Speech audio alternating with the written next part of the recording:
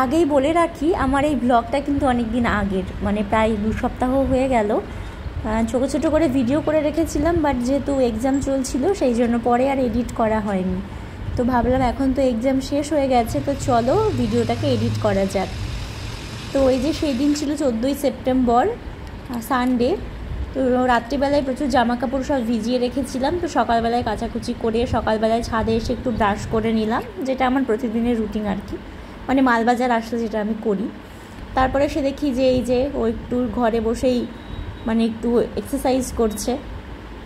আমাকে বলে করতে, কিন্তু আমি অত ভারী জিনিস পারি না তুলতে। Hello everyone, good morning. আজকে 14 সেপ্টেম্বর, আর আজকের ব্লগটা আমি এখান থেকেই শুরু করছি। তো সকালের ব্রেকফাস্ট আমাদের করা হয়ে গেছে। তো কিঙ্কর ব্রেকফাস্ট করার পরে গেল মার্কেটে বাজার করার জন্য। আর এইদিকে তো ওয়েদারটা দেখো, আজকের ওয়েদারটাও কেমন একটা, রোদ্দুর নেই বললেই চলে। কালকে রাতের দিকেও বৃষ্টি হয়েছে। ওর জন্য এখানে ভাত বসিয়েছি, আর এখানে হচ্ছে একটু আলু আর পেঁপের তরকারি করে দেবো ওর জন্য। এটা খেয়ে ও ডিউটিতে যাবে। দুপুরবেলায় নিয়ে এসেছিল সর্ষের শাক, তো এখানে আমি সর্ষের শাক করছিলাম। আর এনেছিল মাটন। তো মাটন তো ও খেতে পারে না, মানে খায় না, যেহেতু ওর আর্থাইটিস আছে। তাছাড়া ইউরিক অ্যাসিডও খেলে বাড়ে, ওই জন্য অতটা পারে অ্যাভয়েড করে, খায় অল্প সামান্য। তো এখানে হচ্ছে মাটনটাকে প্রথমে ম্যারিনেট করে রেখেছিলাম সমস্ত মশলা কষলা দিয়ে।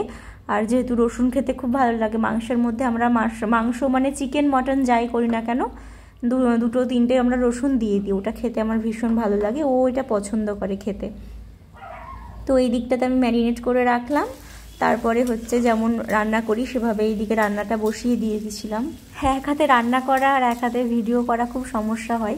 ও থাকলে অসুবিধা হয় না, ও ভিডিওগুলো করে দেয়, বাট ও ডিউটিতে গেল, তো আমাকে একাই করতে হচ্ছে। আর সাধারণত আমি মাটন রান্না করি না, মানে আমার ঠিকঠাক পারি না, তাই মনে হয় সেদ্ধ হবে কি হবে না, টেস্টি হবে না হয়তো, ওই জন্য আমি মাটনটা কোনো দিনই করি না। খুব কম মানে আমি করি, ওই করে। তো যেহেতু ও ডিউটি গেছে, তো আমি মোটামুটি করলাম, তো ঠিকঠাকই এসেছে মনে হলো। আর এখানে কালারটাও বেশ ঠিকঠাকই আছে। তো মোটামুটি কষানো হয়ে গেছে, কিন্তু আমি বুঝতে পারছিলাম না সেদ্ধ হয়েছে কিনা। তো আমি কি করলাম, লাস্টে আবার একবার প্রেশার কুকারে দিয়েছিলাম। তো যাই হোক, এখানে মাটনটা হয়ে গেছে, আর ওর জন্য সকালের একটু আলু পেঁপের তরকারি আছে। আর এই দিকে দেখো পুরো কোয়ার্টারটা মানে পরিষ্কার চলছে। কোয়ার্টারের পেছনের দিকে প্রচুর জঙ্গল হয়ে গেছিলো, আশপাশটা প্রচুর জঙ্গল ছিল, ওই জন্য লোকজনকে নিয়ে এসে পরিষ্কার করা হচ্ছে। আর এই জঙ্গল থাকলে খুব ভয় লাগে, বিশেষ করে সাপ পোকামাকড়ের খুব অত্যাচার হয়।